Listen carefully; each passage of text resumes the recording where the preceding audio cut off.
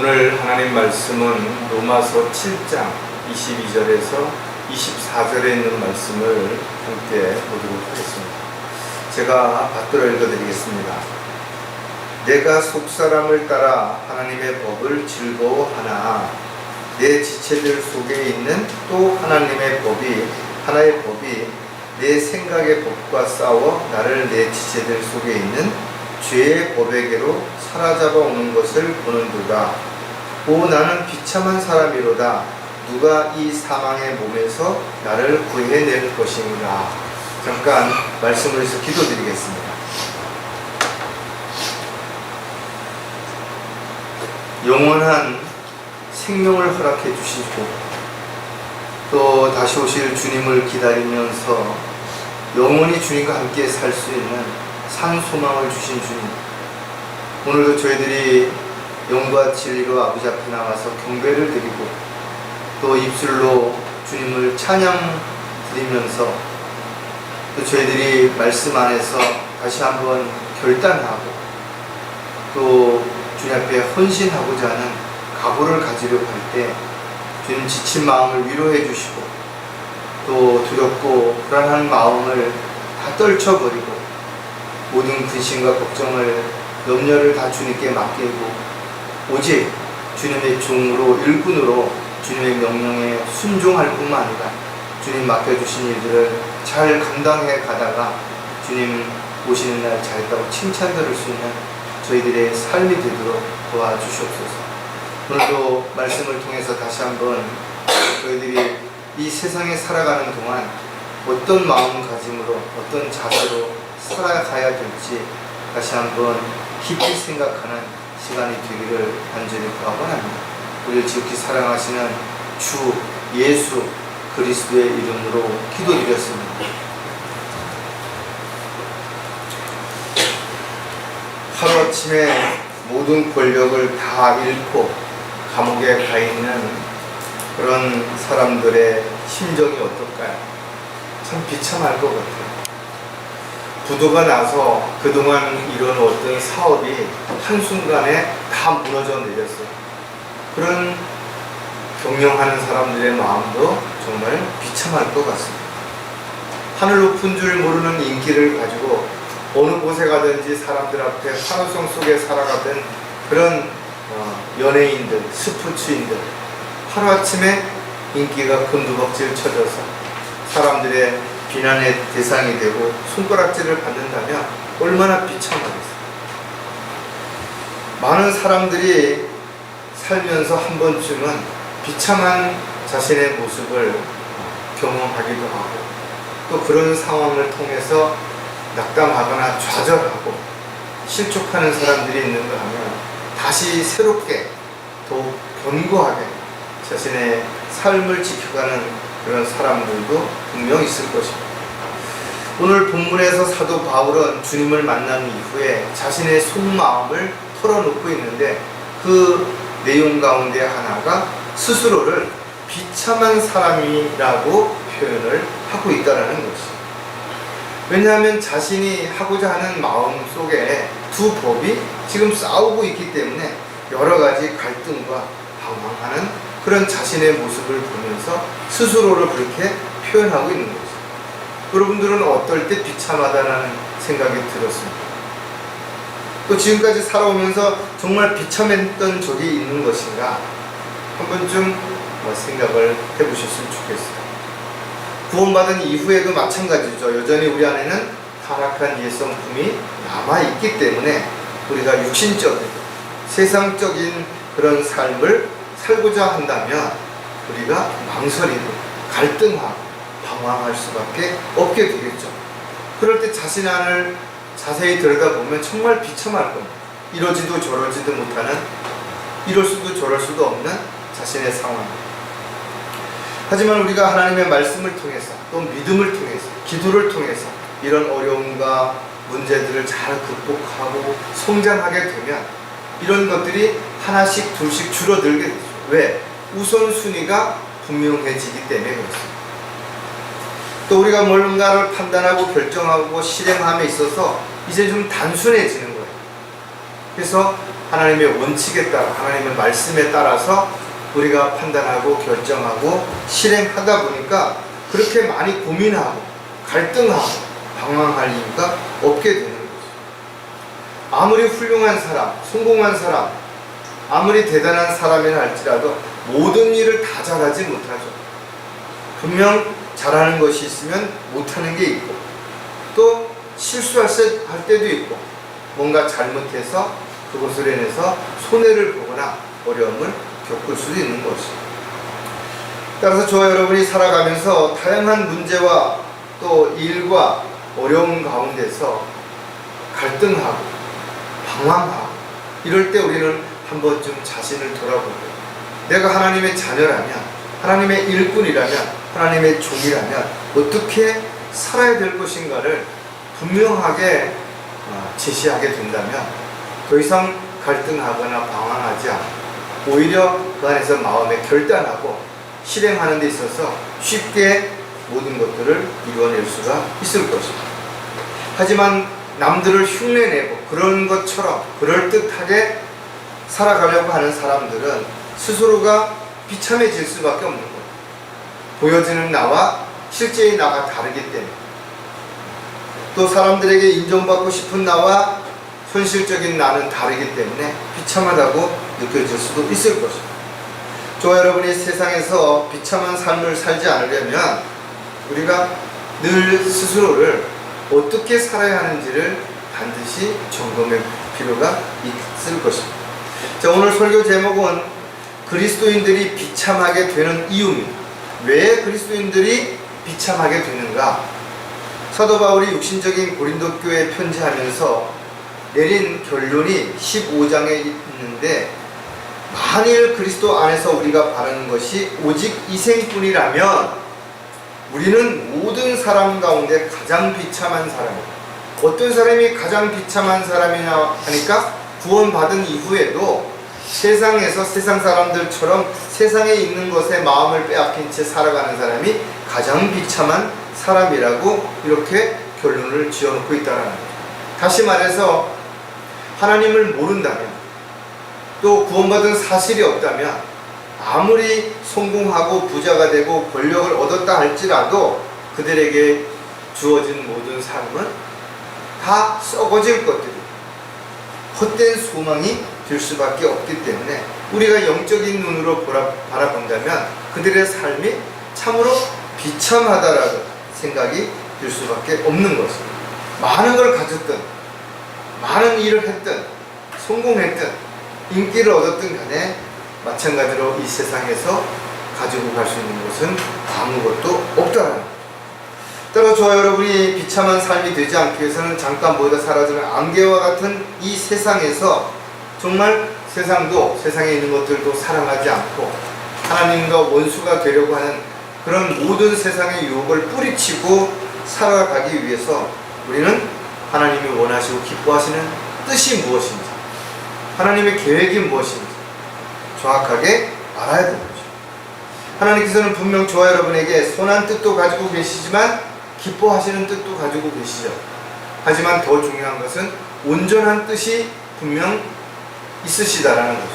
그렇다면 저와 여러분이 선하게 하나님을 기쁘시게 살아가는 것 정말 중요하지만 더욱더 하나님이 나를 부르시고 마지막 때에 쓰시고자 하는 그 온전한 뜻이 무엇인지를 알고 거기에 합당한 삶을 살아갈 때 가장 주님을 기쁘시게 해드릴 수가 있게 될 것이죠.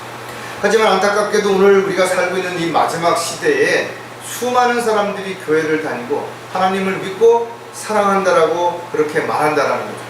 하지만 그와 같은 교인들에게 하나님께서 남긴 경고의 말씀이 어떤 것인가 하면, 내가 말하기를 나는 부자이며 부유하고 아무것도 부족한 것이 없다고 하지만 내가 비참하고 가련하며 가난하고 눈멀고 헐벗은 것을 알지 못하는도다.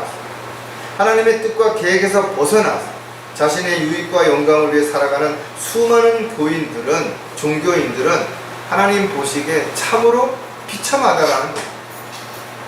그렇다면 저와 여러분이 비참하게 되지 않기 위해서 어떻게 살아야 되겠는 것인가는 정말로 중요하죠.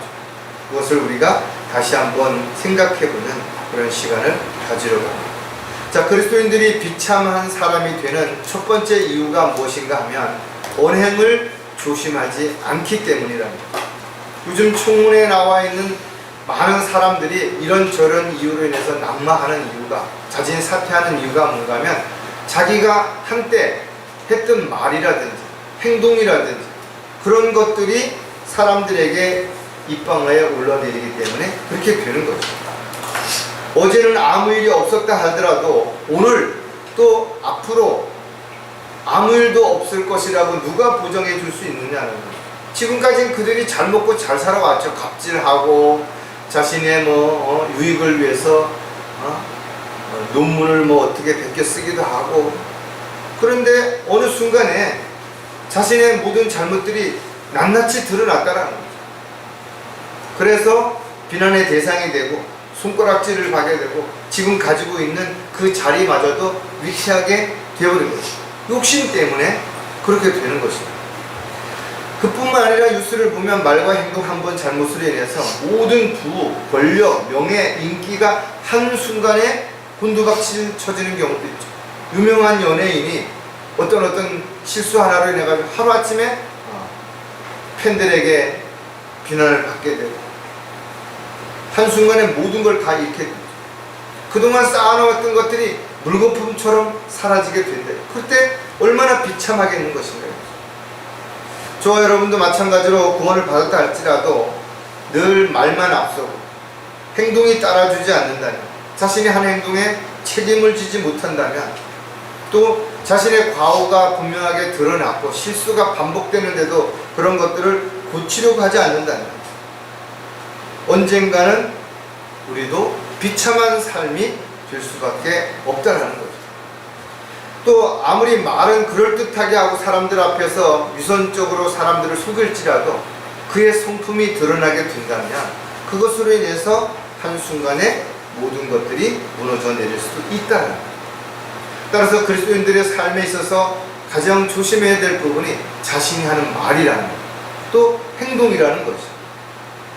어느 것 하나 중요하지 않은 것이 없지만 이와 같은 것들이, 말과 행동이 우리의 삶에 있어서 우리의 발목을 잡을 수도 있고 우리 스스로를 걸려 넘어지게 하는 걸림돌이 될 수도 있다는 거예요. 많은 사람들이 이와 같은 사실을 알고 있어요. 그러면서도 이와 같은 일이 왜 반복되는 것인가 이거죠. 바로 스스로 나는 괜찮겠지, 이번 한 번 정도는 설마 누가 알까, 이런 생각들이 결국은 자신의 삶을 무너뜨리는 암초가 되게 되는 것이죠. 따라서 저와 여러분이 살아가면서 힘들죠, 어렵죠.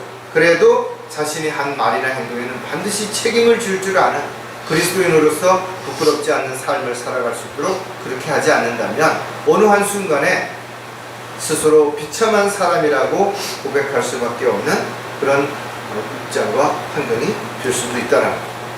자, 언행을 조심하지 않는 사람들의 특징들을 우리가 몇 가지 알면 우리가 어떤 걸 조심해야 되겠구나 하는 걸 알 수가 있을 거예요. 그 중에 하나가 육신을 따라 산다라는 거죠.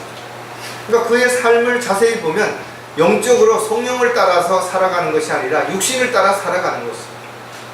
늘 자신이 먼저 앞서게 돼요. 하나님의 일보다 내 일이 먼저, 하나님의 성품보다는 육신의 성품이 앞서는 그런 삶을 살아간다 이거예요.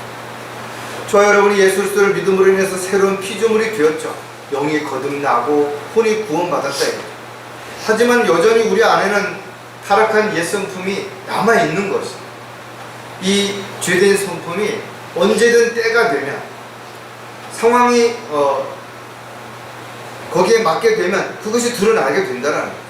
그래서 성령을 거역하게 되고 하나님의 뜻과 계획을 저버리게 되는 이런 육신적인 삶이 될 수밖에 없죠. 그러면서 그나마 영이 살아있기 때문에 영적인 어떤 문제에 있어 갈등과 또 방황이 반복되는 것이죠. 따라서 타락한 옛 성품, 죄의 성품은 영적인 삶에 걸림이 되기 때문에 반드시 벗어내야 되고 반드시 제거해야 되는 것입니다.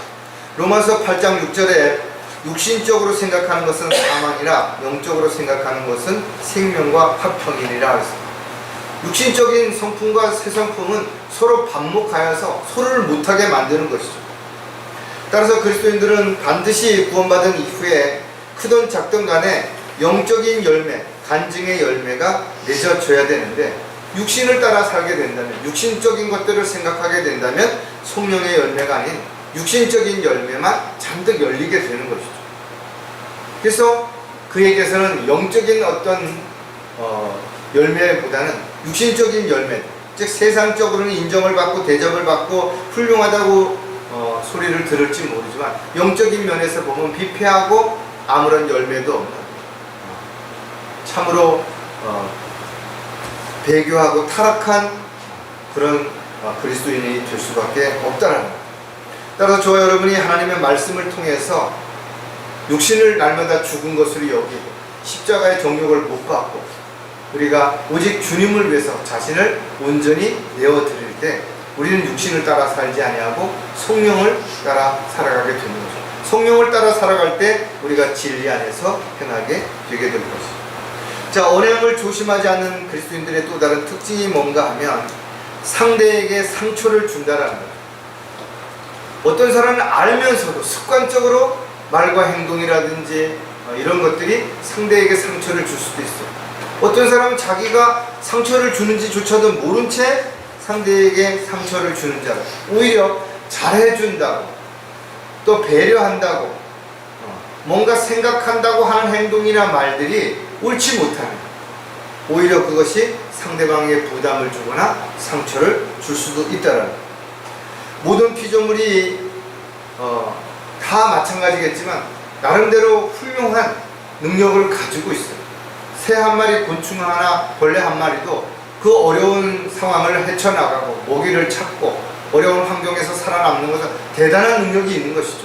그러나 그 중에서 가장 뛰어난 인간이 가지고 있는 것 중에 하나가 뭐냐 하면, 그런 것들을 생각하고 자신의 감정을 판단하고 평가하고 표현할 수 있다는 것이죠. 이게 그 짐승들과 좀 동물들과 다른 점이라는 것이죠. 따라서 우리가 살아가면서 말을 한다라는 것, 우리가 행동하는 것은 우리의 삶을 그대로 드러내는 것입니다. 내가 무슨 생각을 가지고 있고 어떤 계획을 가지고 있는지가 우리의 말과 행동을 통해서 드러나는 것이죠. 따라서 어떤 사람들은 자신의 생각과 자신의 입장을 논리적으로 잘 설명해서 사람들을 설득할 수 있는 그런 능력을 가진 사람들이 있는가 하면, 정말 좋은 아이디어도 있고 능력도 있는데 말주변이 없어서 상대방에게 자신의 입장과 생각을 잘 표현하지 못하는 어눌한 사람들도 있죠. 따라서 저와 여러분이 가지고 있는 재능이 어떤 것이든 그것이 주님을 위해서 정말 영화롭게 잘 사용되어질 수도 있지만, 반대로 그것이 누군가에게 상처를 주거나 누군가에게 부담을 주는 결과를 가져올 수도 있다는 것. 아무리 좋은 약이라 할지라도 그것을 소화시킬 수 있는 능력이 없는 사람에겐 그게 독이 되는 것처럼, 우리는 그래서 말과 행동을 상대방이 어떤 입장인지 또 어느 정도의 영적인 수준인지 어느 정도 믿음을 갖고 있는지를 잘 분별한 다음에 교제할 때도 거기에 합당하게 해야지만 상처를 주지 않을 수 있다는 것. 골로새서 4장 6절에 보면, 너희의 말이 항상 은혜와 더불어 있게 하고 소금으로 맛을 내듯 하라. 이는 각 사람에게 어떻게 대답해야 하는가를 알게 하려는 것이라. 여러분들이 누군가에게 만나서 어떤 질문에 대답을 한다든지 또 어떤 말을 권면을 한다든지 충고를 할 때 어떻게 해야 될지를 충분히 생각하고 그 결과가 소금으로 맛을 내듯 마치 그 사람에게 은혜를 끼쳐드리는 그런 어떤 좋은 영향력이 있는 그런 말이 되어야 된다는 거예요. 아무리 음식이 맛있으려고 잘 준비했다 하더라도, 재료가 싱싱하다 하더라도 적절하게 소금을 하지 않으면, 간이 되지 않으면 맛이 없는 거예요. 따라서 지나치게 많이 넣는 것도 문제가 되지만 너무 부족한 것도 문제가 되는 것이죠. 그래서 어떤 사람들은 음식을 싱겁게 먹어야 건강에 좋다, 너무 싱겁게 먹다 보니 전해질이 부족해서 쓰러지는 경우도 있죠. 반대로 너무 많이 먹어도 그것이 우리에게 치명적인 어떤 손상을 가져올 수도 있기 때문에 모든 것들은 거기에 맞는 적절하게, 예를 들어 날이 덥거나 바깥의 외부에서 일을 할 때는 좀 더 염분을 많이 먹어서 땀을 배출을 하는 데 있어서 좀 조절을 할 수 있는 이런 지혜도 반드시 필요하죠. 잠언 25장 11절에도 보면 적합하게 한 말은 은 그림들에 있는 금사과 같아. 얼마나 중요하면 이렇게 표현을 했겠는 것입니다. 따라서 그리스도인들은 언제 어디서든 거짓을 버리고 진리를 말해야 되는데 상대방에게 상처가 되지 않고 오히려 은혜가 되도록 적절하게 꼭 필요한 말을 해야 되는 것입니다. 그렇다면 어떻게 그것이 가능하냐? 그리스도인들은 모두 왕같은 제사장이라죠. 왕이 있는 곳에는 권위가 있는 것처럼, 왕의 말에는 권위가 있는 것처럼 저와 여러분이 왕같은 제사장이라면 그리스도인으로서 자신이 하는 말에도 권위가 있어야 되는 거예요. 야고보는 사람마다 듣기는 빨리 하고 말하기는 더디하며, 그러니까 말을 할 때도 너무 많은 말을 또 빨리 뭔가를 생각지도 않고 하는 것보다는 충분히 생각해보고 또 적절하게 조절해서 상대방에게 상처가 되는 게 아니라 위로와 힘을 줄 수 있는 그런 말을 하지 못하게 된다면 결국은 언젠가는 스스로가 비참하다는 스스로의 삶을 돌아보는 때가 오게 될 수도 있게 되겠죠. 자, 언행을 조심하지 않는 그리스도인들의 또 다른 특징은 무책임한 행동을 한다라는 거죠.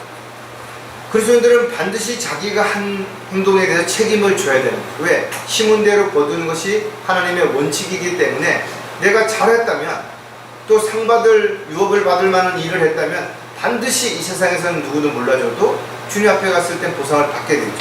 또 반대로 우리가 죄를 졌거나 합당하지 않은 행동이나 말을 했다면 그것은 어딘가에 다 기록이 되어 있고 반드시 그것을 해명해야 될 때가 오게 될 것입니다. 세상에는 다양한 재능을 가진 사람들이 있죠. 그러나 재능이 있다고 해서 그 사람이 다 훌륭한 사람이고 좋은 사람이고 꼭 필요한 사람이라고는 말할 수 있는 것이 아니라는 거예요. 왜? 좋은 지식, 좋은 머리를 가지고도 죄를 짓는데 나쁜 데 쓰는 사람들이 훨씬 많기 때문에 그렇다라는 거예요. 따라서 저와 여러분이 자신의 한 행동이라든지 말에 대해서는 반드시 책임을 져야 된다라는 그런 마음가짐으로 말도 행동도 조심해서 해야, 또 자신이 했으면 그것이 잘못됐다면 즉시 잘못을 인정하고 사과하는 것들이 반드시 필요하다. 데살로니가전서 2장 10절에도 우리가 너희 믿는 자들에게 얼마나 경건하고 의롭고 흠없이 행동하였는가를 너희가 증인이며 또 하나님께서 또 그러하셨다. 그러니까 이 지금 사도 바울과 함께 했던 사람들이 데살로니가 그 교회에 편지하면서 너희들이 보았지 않냐 이거죠. 또 하나님도 알고 계신다 이거죠. 우리가 얼마나 흠없이 의롭고 경건하게 행동했는가를 저와 여러분도 이와 같은 말을 할 수 있는, 그런 고백할 수 있는 삶이 지속되어야 될 것입니다. 따라서 그리스도인들은 재능뿐만 아니라 하나님께서 은사를 주셨는데 이 모든 것들이 하나님을 기뻐하시고 하나님이 원하시는 곳에 잘 활용해야 된다 이거죠. 아무리 우리가 능력이 있고 재능이 있다 하더라도 그것을 잘못 사용하게 되거나 자신의 한 것에 대해서 누군가가 피해를 보고 손해를 받는데도 책임을 지지 않는다면 그것으로 인해서 결국은 스스로 비참한 때가 오게 된다는 것을 우리는 절대로 잊어서는 안 되는 거죠. 왜? 하나님의 원칙은 예외가 없이 모든 사람에게 동일하게 적용이 되기 때문에 그렇습니다. 따라서 저와 여러분이 한 말과 행동으로 인해서 주님 앞에 서게 될 때 부끄러움을 당하지 않으려면, 수치를 당하지 않으려면 우리가 언행을 반드시 조심하고, 그래서 우리의 삶이 비난받는, 또 스스로 비참하다고 느끼는 그런 삶이 되지 않도록 해야 될 것입니다. 자, 그리스도인들이 비참한 사람이 되는 두 번째 이유가 뭔가 하면 배우려고 노력하지 않기 때문이라는 것입니다. 모르는 것이 부끄러운 것이 아니라 배우려고 하지 않는 것이 부끄러운 것이라, 이렇게 어느 만학도가 이야기를 했는데 아무리 나이가 많아도 배우려고 하는 것 자체가 부끄러운 거 아니라는 거죠. 모르는 걸 배우려고 하는 게 왜 부끄러운 것이냐. 열정은 있으나 성경적인 지식이 없어서 종교 생활을 하는 수많은 교인들이 있어요. 또 영적인 지식은 있으나 열정이 없어서 아무것도 하지 못하고 골방에 들어앉아가지고 그렇게 허송 세월을 보내는 그런 사람들도 있다. 열정과 지식은 있지만 믿음이 없어서 그것을 실행하지 못함으로 인해서 아무런 열매도 맺지 못하는 그런 사람들이 있는가 하면, 또 믿음은 있지만 성경적인 지식이 없기 때문에 언제 무엇을 어떻게 할지 모르기 때문에 아무것도 하지 못하는 그런 사람들도 있다라는 거예요. 따라서 그리스도인들에게 있어서 참으로 이런 모든 것들은 다 소중한 것이고, 다 균형과 조화와 또 어떤 그런 수치가 잘 맞아야 건강한 그리스도인, 또 영적으로 하나님 기쁘시게 해드리는 그런 삶을 살아갈 수가 있게 되는 것이죠. 하나님에 대해 우리가 정확하게 알아야 하나님이 원하시고 기뻐하시는 것이 무엇인지를 우리가 알 수 있고, 또 주님의 명령을 정확하게 알아야 주님의 명령에 순종할 수 있죠. 반대로 마귀의 실체를 알아야 마귀에 대항해서 싸울 수 있는 것이고, 마귀가 어떻게 공격하는지를 알아야 우리가 대비하고 마귀와 공격에서 살아남고 승리할 수 있게 되는 것이죠. 따라서 이런 모든 것들을 알기 위해서 우리는 하나님의 말씀을 나누어서 잘 공부해야 되는 것이고, 또 그러기 위해서는 끊임없이 하나님의 말씀을 읽고 묵상하고 또 그 말씀을 우리가 암송하는 이런 일들이 결코 헛되지 않도록 끊임없이 반복적으로 이루어져야 될 것입니다. 만약에 저와 여러분이 하나님의 말씀에 대해서 무감각해진다든지 열정이라든지 배우고자 하는 마음이 없어지게 된다면, 어느 순간에 누군가 앞에서 어떤 질문을 받았을 때 아무런 대답도 하지 못하는 부끄러운 그런 모습이, 비참한 자신의 모습이 반드시 드러나게 될 수도 있기 때문에 그렇다는 거죠. 자, 배우려고 노력하지 않는 사람들의 특징도 우리가 몇 가지를 생각해 보면, 영적인 지식이 없다라는 거죠. 하나님의 말씀인 지식이 내 안에 들어오게 되면 우리가 성령께서 지각을 열어주시고 조명을 주시기 때문에 점점 더 새로운 것을 알게 되죠. 그러면 알게 되면 될수록 우리는 더 많은 것을 알고자 하는 마음이 생길 수 있는 거죠. 근데 처음부터 영적으로 성장하지 못하면 영적인 지식이 없기 때문에 영적인 어떤 것들을 알 수가 없죠. 앞으로 일어날 일들이라든지 그리스도인들에게 주어지는 것들을 모르기 때문에 여기가 좋사오니 하고 우물한 개구리처럼 살아가는 거죠. 오늘날 많은 사람들이 교회를 다니면서 그저 육신적인 사람들을 즐겁게 해주고 교회 나가서 열심히 봉사하고 이러는 이유가 뭔가 하면, 그들이 영적인 더 중요한 것들이, 영적인 더 소중한 것들이 무엇인지를 알지 못하기 때문에 눈에 보이는 육신적인 것들에 더 많은 시간과 열정을 쏟는 종교인이 될 수밖에 없다라는 거예요. 역대하에도 보면 이제 나에게 지혜와 지식을 주시어 나로 이 백성 앞에 나아가 들어가게 하소서. 이렇게 많은 주의 백성을 누가 재판할 수 있으리까 하더라 했습니다. 많은 사람들을 끊임없이 다양한 문제로 앞에 나오는데 어떻게 재판하냐, 지혜가 없이. 하나님을 두려워하는 사람들은 영적인 지혜와 지식을 반드시 얻어야 그가 어떻게 처신해야 될지를 알 수 있게 되는 것이죠. 왜? 주를 두려워하는 것이 지혜의 시작이며 지혜의 근본이 될 수밖에 없기 때문에 그렇습니다. 따라서 구원받은 그리스도인들은 모두 영적인 진리의 지식에 이르러야 되고 또 영적인 삶을 살아야 되는 것이죠. 하지만 많은 사람들이 영적인 지식이 부족함으로 인해서 영적인 삶을 살아가지 못하는 거죠. 호세아 6장 6절에 보면 나는 자비를 원하고 희생제를 원치 아니하나니 하나님을 아는 지식이 번제보다 낫도다. 하나님은 올바른 모르면서 하나님의 뜻을 어떻게 알 수 있어요? 하나님의 계획을 어떻게 알 수 있어요? 하나님이 기뻐하시는 것이 무엇인지 어떻게 알 수 있냐라는 거예요. 그래서 우리가 아는 가장 지혜로웠던 솔로몬은 이 세상에서 지식이나 부와 명예를 구하지 아니하고 하나님 앞에 그가 구한 건 뭐예요? 지혜를 달라고 구했던 것이에요. 지혜가 있으면 나머지 모든 것들은 그 지혜로운 삶을 통해서 얻을 수 있기 때문에 그런 거죠.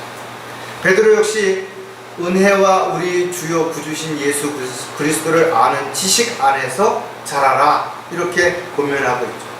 마지막 때에는 많은 사람들이 진리의 지식의 부족으로 인해서 멸망하게 될 것을 호세아를 통해서 이스라엘 백성들의 교훈을 통해서 우리에게 가르쳐 주는 거죠. 그래서 사도 바울은 디모데에게 편지하면서 항상 배우나 진리의 지식에는 결코 이를 수 없느니라. 오늘날 얼마나 많은 사람들이 여러 가지 공부를 해요. 많은 책들을 보고. 그런데 진리의 지식에 이를 수 없다 이거죠. 왜? 그들은 진리를 사랑하지 않기 때문에. 진리를 앞에다 두고 알아보지 못하는 빌라도처럼 오늘날 많은 사람들이 진리를 앞에서 진리를 찾고 헤매고 있는 이유가 무엇이냐면 영적으로 무지하기 때문에 그렇다라는 거예요. 따라서 영적으로 지식이 성장하는 데 있어서 가장 큰 밑거름이 되기 때문에 영적인 지식이 없게 된다면 어느 순간인가 비참한 삶을 살아가게 될 수밖에 없게 됩니다. 자, 배우려고 노력하지 않는 사람들의 또 다른 특징이 뭔가 하면 믿음에 대한 확신이 없다라는 거죠. 저와 여러분이 믿음 생활을 하는 데 있어서 가장 기본이 되는 것들이 하나님의 말씀을 알아야 되는 거죠. 왜? 믿음은 들음에서 나오고 들음은 하나님의 말씀에 의해서라는 거죠. 또 믿음이 없이는 하나님을 기쁘시게 할 수 없다라고 성경은 분명 기록하고 있는 거죠. 그 후 11 사도가 앉아 식사할 때 예수께서 그에게 나타나셔 그들의 믿음이 없음과 마음이 완악한 것을 꾸짖으시니 이는 그들이 주께서 살아나신 후 주를 본 자들의 말을 믿지 아니하였기 때문이다. 하나님의 말씀을 알고 듣고 보았으면서도 믿지 않는 사람들, 확신이 없는 사람들은 더 나아갈 수가 없어요. 뭔가 주님을 위해서 일할 수 있는 것이 아무것도 없다라는 거죠. 따라서 그리스도인들은 어떤 경우에도 마찬가지겠지만 믿음에 대한 확신이 있어야 되는 거죠. 에베소서 3장 12절에 그 안에서 우리가 그분의 믿음으로 담대함과 확신을 가지고 나아가느니라. 우리가 주 안에 있을 때, 또 그분을 믿고 담대해질 때 확신을 가지고 앞으로 나아갈 수 있다는 거죠. 우리가 이 세상을 바라볼 때 참 어떻게 해야 될지, 무엇을 해야 될지 답답할 때 있죠. 그러나 우리가 주 안에서, 믿음 안에서 확신을 가지고 나아갈 때 세상을 이길 수 있고 세상을 헤쳐나갈 수 있게 됩니다. 아브라함은 믿음 없음으로 인하여 하나님의 약속을 의심하지 않았고 오히려 믿음에 견고해져서 하나님께 영광을 돌렸다. 이렇게 기록하고 있습니다. 사도행전을 보면 초대교회 믿음의 형제 자매들이 더욱더 믿음으로 강건해지고 그 수가 늘어나더라 그랬습니다. 믿음 안에서 확고하게 되어 그 안에서 감사함에 넘치는 삶을 살아갈 때 우리가 더욱더 하나님의 말씀을 배우려고 하겠죠. 또 하나님의 말씀을 열심히 알려고 할 것입니다. 이렇게 하나님의 말씀을 알고 배우는 사람들은 비참한 삶을 살아갈 수가 없는 것이에요. 왜? 어떤 사람이 비참한지, 어떻게 하는 것이 비참한지를 너무나 정확하게 알고 있기 때문에 그렇다라는 거죠. 따라서 믿음으로 살지 못한다면, 또 확신 가운데 실천하지 못한다면 누구나 비참한 사람이 될 수 있음을 반드시 우리는 기억을 해야 될 것입니다. 자, 배우려고 노력하지 않는 사람들의 특징도 우리가 몇 가지를 우리가 생각해 볼 텐데, 세 번째 증인이 될 수 없다라는 거예요. 주님을 향한 좋은 열심은 신앙생활에 있어서 아주 가장 바람직한 것이죠. 왜? 열성이 없이는 하나님 앞에 하나님 맡겨주신 일을 할 수가 없기 때문에 그런 것이죠. 그래서 사도 바울은 에베소서 4장 1절에도 3절을 통해서도 그리스도인들의 열심을 대해서 잘 권고하고 있는 거죠. 그래서 저와 여러분은 부르심에 합당하게 그렇게 살아야 되는 거죠. 또 모든 겸손과 온유와 오래 참음과 사랑 가운데서 서로 용납하고 화평의 띠 안에서 성령의 하나됨을 지키도록 열심히 노력해야 된다.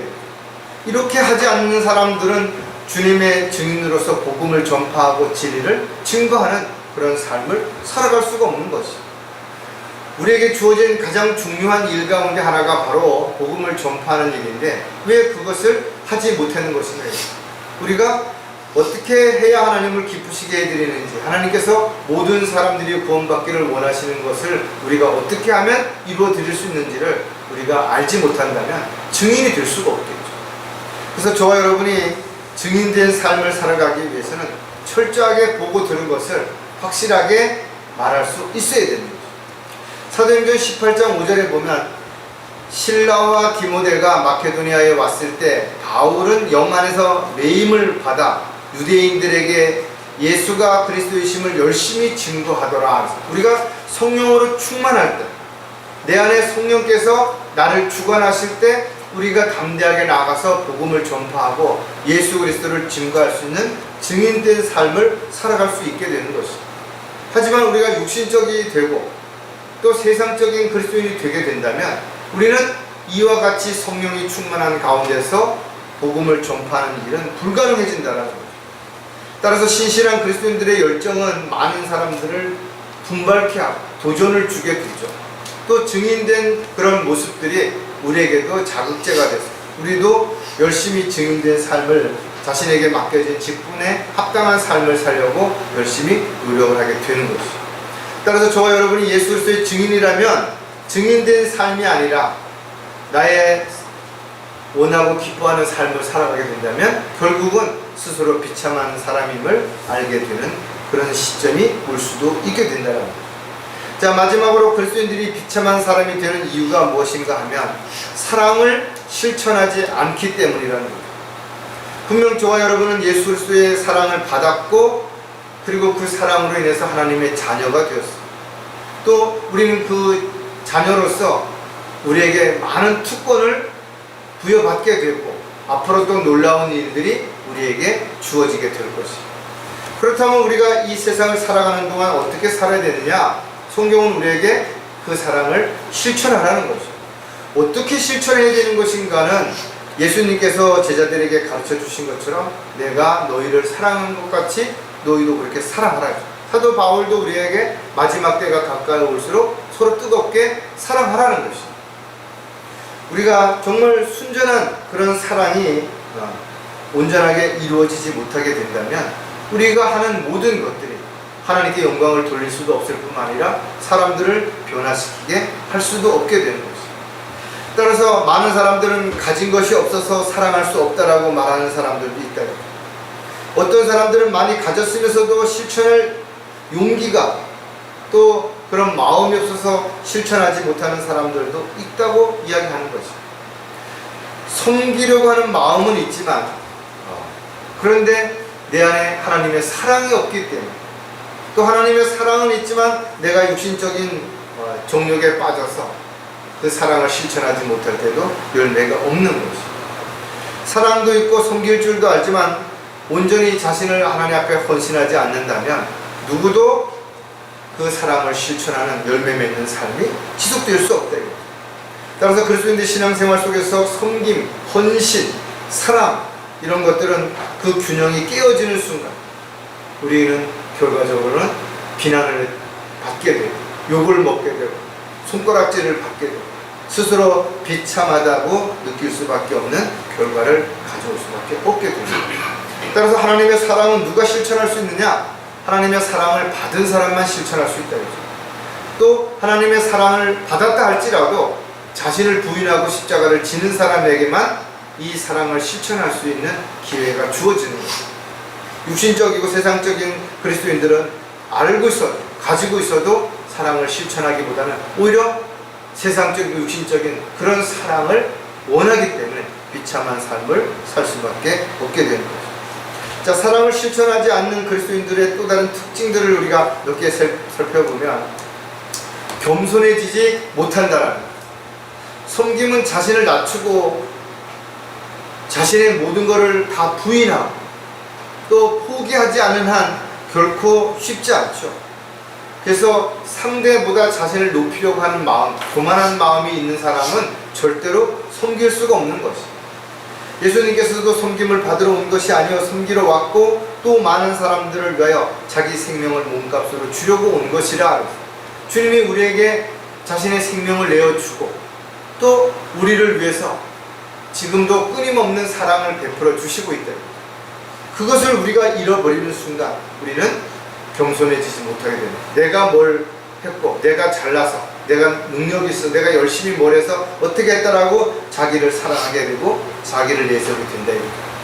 또한 무슨 필요한 것이 있어서 사람의 손으로 섬김을 받아야 되는 것도 아니시니 그분은 친히 만민에게 생명과 호흡과 만물을 주심이라.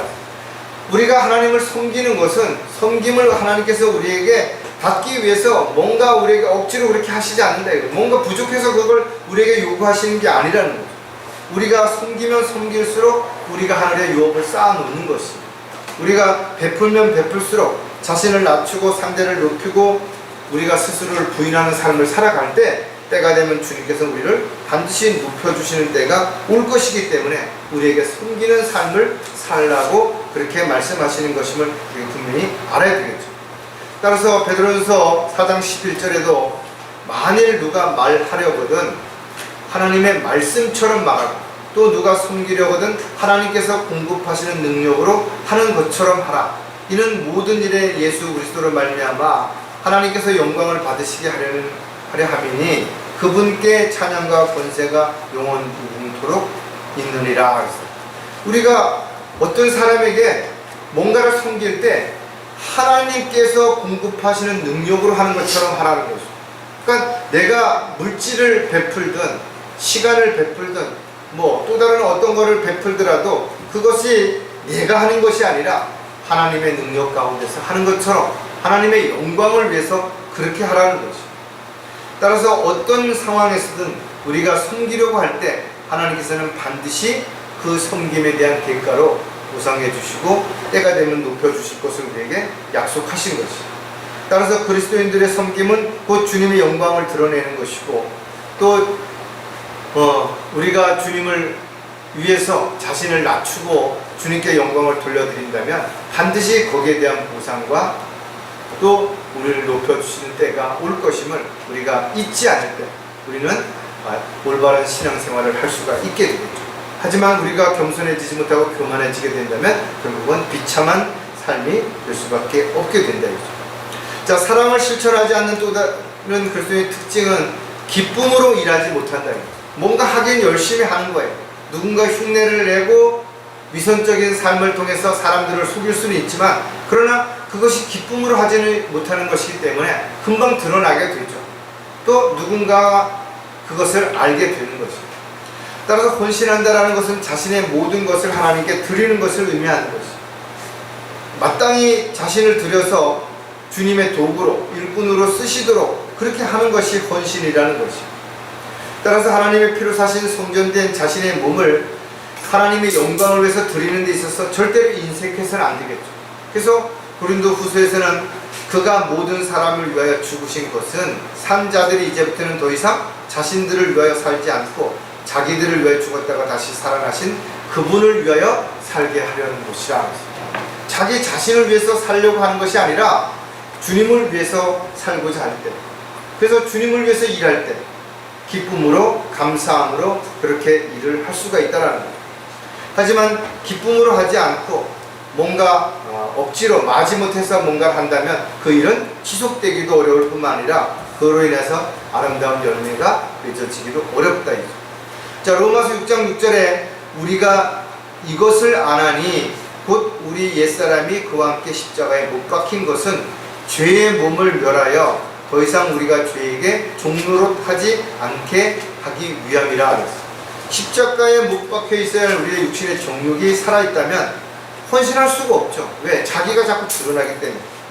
육신은 결코 만족하지 못하기 때문에 육신의 욕심으로 인해서 눈이 멀게 되면 영적인 것들이 아무것도 보이지 않죠. 분별력도 잃게 되기 때문에 판단할 수도 없게 되는 거죠. 많은 사람들이 영적으로 병들게 되면 믿음에 대해서 이탈한다. 또 하나님의 일을 기쁨으로, 감사함으로 하지 못하게 되기 때문에 형식적으로, 가식적으로 하다 보니까 그것이 반복적으로 지속될 수가 없게 됩니다. 무엇보다도 죄를 지면 죄의 종노릇하게 되고 결국은 죄에 끌려가는 삶이 되기 때문에 철저하게 죄는 죽은 것으로 여길 수 있어야 되는 거죠. 따라서 주님의 명령에 따라 온전히 헌신하지 않는 가장 큰 이유 중에 하나는 바로 죄를 짓고 진리를 따라 살지 못하기 때문에 그렇다는 것. 따라서 진리를 따라서 주님을 기쁘시게 해드리는 믿음으로의 삶을 살지 못하게 된다면 결국은 언젠가는 비참하게 되는 자신의 모습을 보게 될 수도 있을 것이라는 것을 우리가 잊어서는 안 될 것입니다. 자, 사랑을 실천하지 않는 그리스도인들의 또 다른 특징은 사랑으로 하지 못한다는 것. 뭔가 하기는 열심히 하는데 그것이 하나님의 사랑이 아니라 자신의 의를 위해서, 또 사람들 앞에 인정받기 위해서 하는 그런 행위들이라면 하나님은 그의 마음과 생각을 다 아시기 때문에 결코 그 사랑을 실천하는 것이라고 말할 수 없습니다.